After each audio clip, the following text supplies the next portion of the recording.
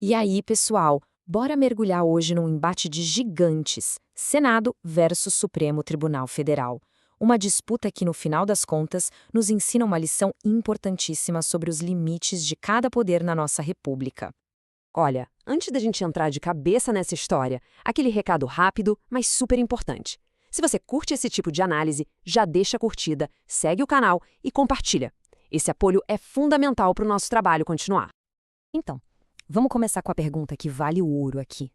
O Senado tem o poder de simplesmente anular uma lei inteira, mesmo que o Supremo só tenha visto problema em um pedacinho dela? Essa questão é o coração de toda a discussão que a gente vai ter hoje. E para entender tudo isso, nossa história começa lá em São Paulo, com umas leis de imposto que, à primeira vista, pareciam super normais, sabe? Mas, como sempre, o perigo mora nos detalhes.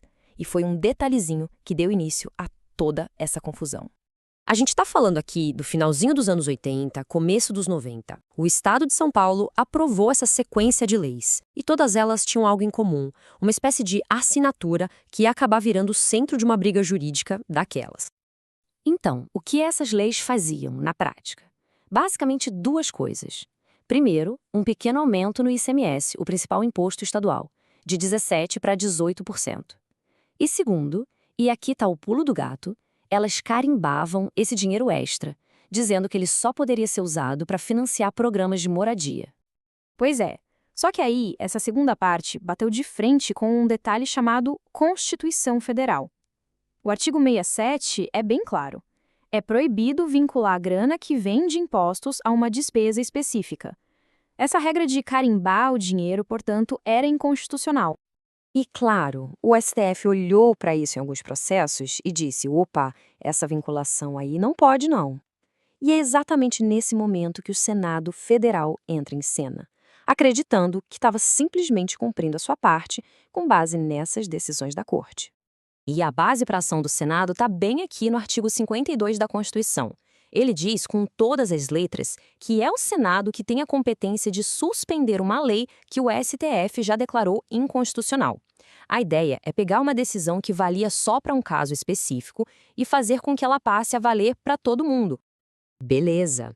Então o Senado, com essa permissão da Constituição e com as decisões do Supremo na mão, fez o que parecia óbvio. Publicou a Resolução número 7 de 2007 e suspendeu a execução daquelas leis paulistas. Problema resolvido, né? Bom, não tão rápido. É aqui que a história ganha um tempero a mais. Porque a grande questão que surge é: será que o Senado fez a leitura correta do seu papel e principalmente do que o STF tinha decidido de verdade? Vamos ver. Essa é a pergunta de R$ 1.000.000, pessoal.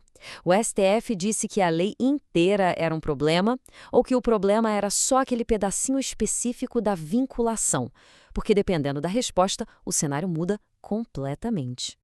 E olha só a diferença gritante. A decisão do STF foi um trabalho de cirurgião, sabe? Foi lá com um bisturi de precisão e cortou só a parte doente, a regra que vinculava a receita. Já o Senado chegou com uma marreta e, pá, suspendeu as leis inteiras, ou pelo menos grandes pedaços delas. Sacou a diferença? Entender isso é o ponto central de toda essa história.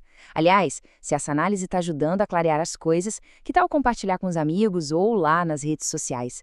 Ajuda demais o nosso trabalho a chegar em mais gente que curte esse tipo de conteúdo. E o estrago dessa marretada do Senado foi grande, viu? Porque no meio da confusão, eles acabaram suspendendo um monte de coisa que não tinha nada a ver com a história original. Pensa só, alíquota de ICMS para cesta básica, para serviço de comunicação, até regras para parcelar dívidas, tudo isso foi pro ralo por tabela, sem querer. Claro que o governo de São Paulo, vendo essa bagunça toda, não ia ficar de braços cruzados, né? Eles decidiram levar a briga de volta para o único lugar que poderia botar ordem na casa, o próprio Supremo Tribunal Federal. A ferramenta para isso foi uma ação direta de inconstitucionalidade, a famosa ADI, e o argumento era bem simples e direto. Olha, STF, o Senado se empolgou, foi muito além do que deveria ao suspender partes da lei que vocês nunca disseram que eram inconstitucionais. E a resposta do Supremo foi um verdadeiro puxão de orelha, e está resumida nessa frase. A Corte basicamente disse: Senado, seu papel é apenas o de carimbar o que a gente decidiu. Você não pode ampliar, não pode reduzir e, principalmente, não pode reinterpretar a nossa decisão. É para ser um executor fiel e ponto final. E, no fim das contas, o STF concordou com o governador de São Paulo. A resolução do Senado foi considerada parcialmente inconstitucional. Ou seja, todos aqueles outros trechos da lei sobre cesta básica, comunicação, dívidas, que tinham sido suspensos por engano, voltaram a valer. Ufa! Que baita jornada jurídica, né? Mas depois de tudo isso, fica a pergunta: qual é a grande lição que a gente tira daqui? Por que esse caso, que parece tão técnico, é tão importante para o equilíbrio de poderes no Brasil? A lição toda pode ser resumida em uma ideia: o princípio da correspondência estrita. Pensa assim, a ação do Senado tem que ser um espelho perfeito da decisão do STF. Se o STF tirou uma foto só do rosto, o Senado não pode publicar um retrato de corpo inteiro. Qualquer coisa a mais ou a menos é uma invasão de competência. O Senado não julga de novo, ele só oficializa a decisão para todo o país. E tudo isso nos deixa com uma última reflexão, né? O caso mostra que, mesmo quando um dos poderes age com a melhor das intenções, achando que está fazendo certo, um simples erro nos detalhes pode criar uma confusão gigantesca.